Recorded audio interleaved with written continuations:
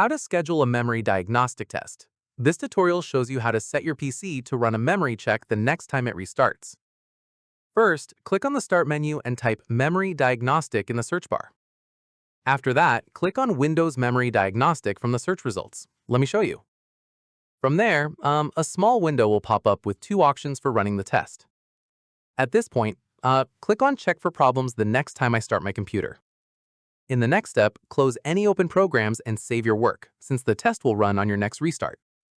Following this, restart your PC whenever you're ready. The memory test will begin automatically before Windows loads.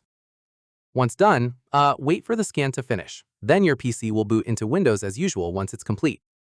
From here, click on the Start menu and type Event Viewer to check the results afterward. At this stage, click on Windows Logs and then click on System. Then use Find and search Memory Diagnostic to see the report.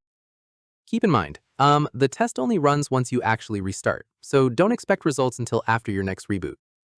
Finally, if you're not ready to restart right away, you can run the test manually later using the same memory diagnostic tool. And that's it. If this guide helped you schedule a memory diagnostic test, give it a like, subscribe for more Windows tutorials, and tap the bell icon for updates. See you in the next one.